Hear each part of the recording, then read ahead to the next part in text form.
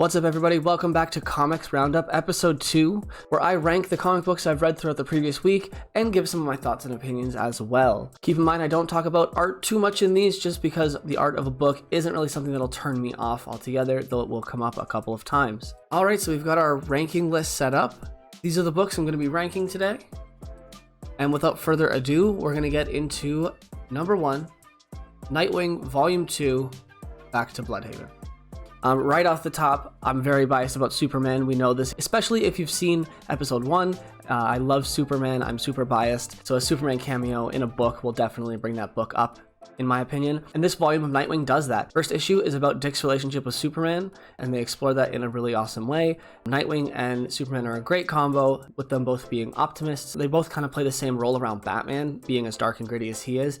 So to see them come together is very positive and very cool. I feel like the Nightwing Superman relationship isn't something that's really been explored up to this point, with me starting at New 52 and getting to Rebirth where I am now. So I'm excited to see it because it works really well and it's unknown territory for me. The main story of the rest of the book is great. I love that Dick is trying to find himself after being on team after team, whether it's the Bat family or the Titans. It's cool to see Dick trying to come into his own and see who he is, and moving to Blüdhaven is the catalyst for that, which is awesome. I got very excited with the cliffhanger, seemingly a Nightwing in the red suit that he had in New 52, clearly a different person. I'm excited to find out who that is. And then the double cliffhanger with them essentially fridging his girlfriend. I don't know if she's actually dead or if this is just a way to get back at Dick, if there's some kind of bigger ploy here. But yeah, I'm not a huge fan of the whole fridging the girlfriend thing. DC Comics is actually the company that created that. Anybody who is familiar with comics will know that Green Lantern's girlfriend was killed in the 90s, seemingly created just to be killed off as a story point. And so yeah, I'm not a huge fan of that, but it did kind of get me on the edge of my seat, excited for volume 3. So in a way, they did do its job. So to rank it, I'm going to stick it right in the middle, number 4. I very much enjoyed it, but I do think there are books on this list that I liked more, some that I liked less. I do think Nightwing is going to end up being a middle of the road book. That brings us to number 2, Justice League versus the Suicide Squad. This is the first real crossover event type book in DC Rebirth that I've experienced. There was a little bit of one in Detective Comics and Batman with Night of the Monster Men, but this feels like a bigger thing. On the surface, this book is very generic. It's kind of paint by numbers. The two teams fight for a bit, and then they realize there's a bigger threat, and they team up against it. That being said, it does have some interesting dynamics that I didn't think that I needed, but I found very enjoyable to read. For instance, Batman and Deadshot, they don't really give a shit about each other, and they're both trying to lead their teams. It creates an interesting dynamic where they butt heads. There's a rivalry between Killer Croc and Aquaman, which is very funny. They're kind of going back and forth because Croc tries to take a bite out of Aquaman and can't because his skin is too tough. Harley Quinn and Wonder Woman is the best. Like, who knew that this was the team up we needed? I now want to see Wonder Woman in a Harley book. I think it would be great. I like that Harley idolizes Wonder Woman as much as the rest of us do, because we're kind of all like, who doesn't like Wonder Woman?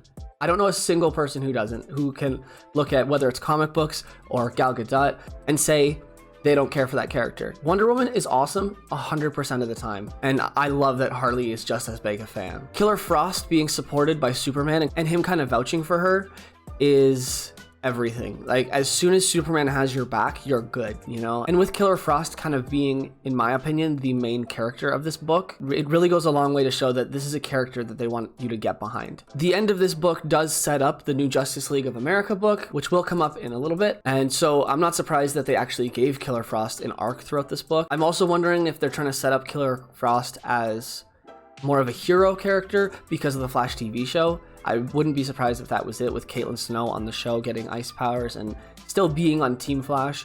Wouldn't be surprised if they were trying to align these characters a little bit. That being said, the one big downside to this is there's an issue of Justice League in this book that feels very out of place.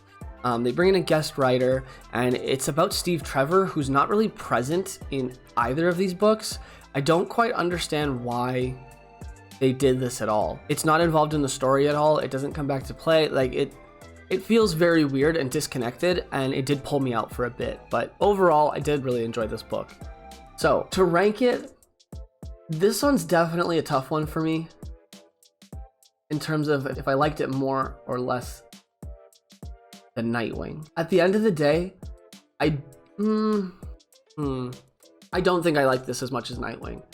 I think this book is a little too generic, and whereas Nightwing gave me something different that I'm not used to, it's a little bit more slice of life in the life of a superhero, which is interesting. So I do think I'm going to put this right at number 5 below Nightwing. Moving on to number 3, Justice League of America Road to Rebirth. So this book is essentially a bunch of one-shots establishing these characters in the DC timeline in preparation for the new Justice League of America book. So there isn't actually an issue 1 in here. I don't really understand why DC keeps trying to make this book a thing.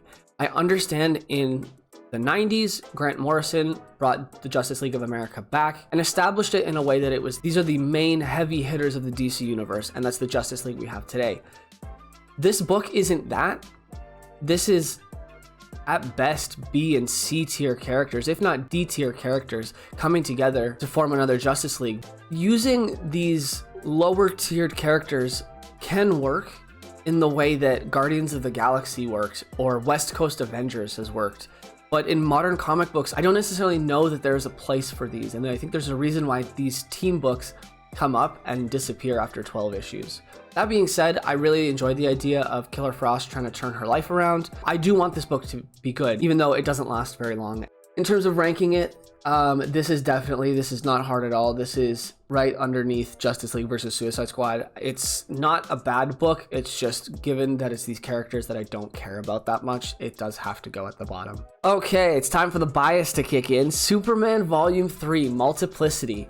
This is a book I had no idea existed, and I adored it. It's essentially Spider-Verse, but for Superman. All kinds of different Supermen and Superwomen coming together to defeat a multiversal threat. We get hints of a multiversal Justice League of various superheroes from across different universes. So we get a Superman from one universe, an Aquawoman from another Earth, and Flash from another Earth, all coming together in a really cool way. The first issue in this volume is actually the annual, and it's amazing. The book guest stars Swamp Thing, who I'm a very big fan of, and the whole book deals with Superman doubting he belongs on this new Earth, given that him and Lois and John are displaced from another universe. And it's really cool. Swamp Thing gets to become this character who puts Superman on the path to believing that this is his home now and they belong here. That being said, there isn't much of Lois in this.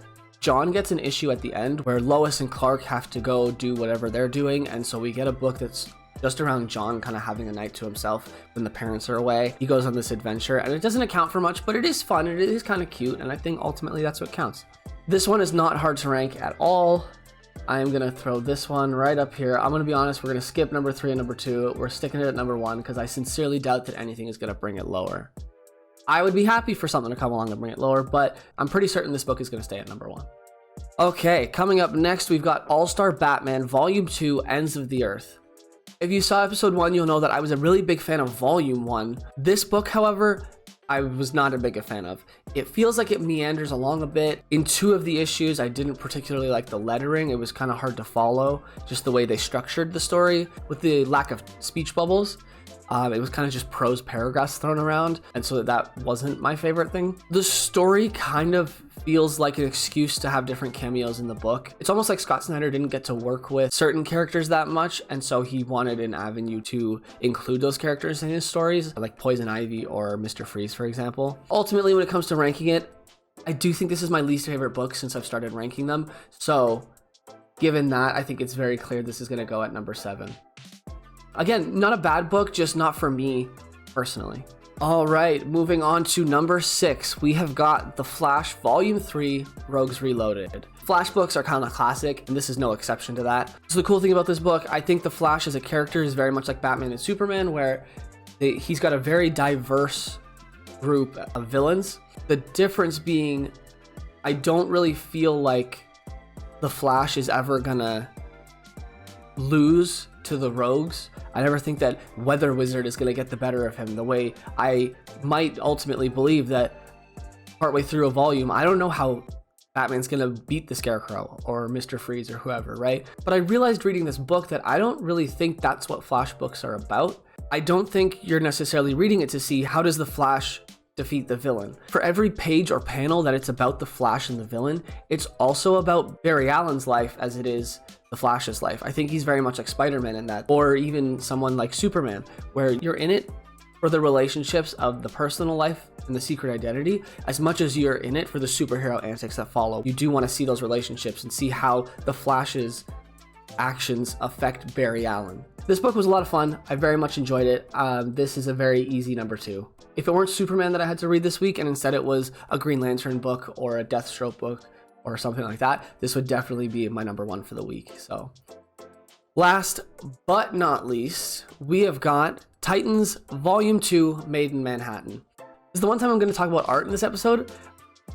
For some reason, this combo of artists doesn't vibe with me. They don't do the art for every issue, but for some reason, it just doesn't sit right with me. I think it might have to do with, I looked back into other books that I've read with these artists, and I think what's happened is I've started to associate this team with bad books, books that I didn't enjoy, or books where the stories were kind of not so great.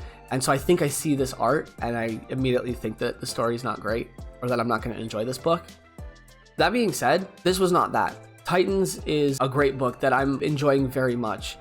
I do have some issues with it, but I do think there's also a lot to enjoy. Bumblebee is a great new addition. That being said, I don't like that she kind of immediately is an expert with her powers. There's no learning curve there, but the cliffhanger with her is very interesting, and I'm really excited to see where that goes. The last issue of this volume is really awesome. Half of the Titans teaming up with their mentors. It's really cool. It's awesome to see how the two teams differ, how Nightwing leads the Titans differently from how Batman leads the Justice League. Their team dynamics are so vastly different, despite both those teams being successful in their own ways. I was going to say that I don't particularly like annuals that much because usually they're disconnected and it has to be a really good story that pulls me in for those 40 pages. Fortunately, this week I did have 2, with Superman having an annual that I really liked, and Titans, actually, this one was great as well with the team up. And this issue had a plot beat in it that is actually going to have repercussions in the rest of the series. So I do think this one is actually essential reading. Like, moving on to the next issue, you will need to have known what took place in the annual,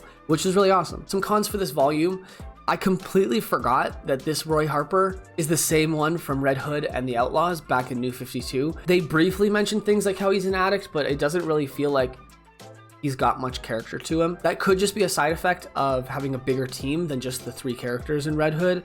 But that being said, all of his nuance is gone, and I do think that is a detriment to this book. Another downside, this book does feel like it's missing some lightheartedness. I feel like all these heroes are weighed down by something, and the team being friends or them making any jokes, like, it's basically gone in a way that does a disservice to this book. I don't like the Titans TV show. I think it's too gritty and dark and moody, and this book does have aspects of that, but I do think there's also a lot of potential for it to flip the other way and be a bit more lighthearted, and I would like to see that in the future. Lastly, there is also a story from the DC Rebirth holiday special. I don't like those. I never do, and that is also going to be a disservice to it. So it is what it is. In terms of ranking it, this isn't actually as hard as I thought it would be. Nightwing is going to slot up to number 3. I really enjoyed that book. And Titans, just for all the reasons that I mentioned, I'm going to stick at, do I want it at number 4? Do I want it at number 5? I do think I enjoyed Justice League versus Suicide Squad better, so I do think that has to go at number 4, with Titans down below at number 5. So that is all 7 books ranked. Really quickly, I'm going to read them back. At number 7, we've got All-Star Batman, Volume 2, Ends of the Earth. At number 6, we have Justice League of America, Road to Rebirth. At number 5, we have Titans, Volume 2, Made in Manhattan. At number 4, we have Justice League versus the Suicide Squad. At number 3, we have Nightwing, Volume 2, Back to Bloodhaven. Number 2 is The Flash, Volume 3, Rogues Reloaded. And number 1, Superman, Volume 3, Multiplicity. Well, there you have it, guys. That is my ranking of all 7 books that I read last week. Let me know in the comments below what you're reading. And while you're there, make sure to give this video a like if you stuck around this far. Consider subscribing. And as always, if you're looking for some spoilers as to what's going to end up in these rankings, make sure to check out my Instagram stories where I post what I'm reading every single day. Thanks for watching, and until next time, happy reading.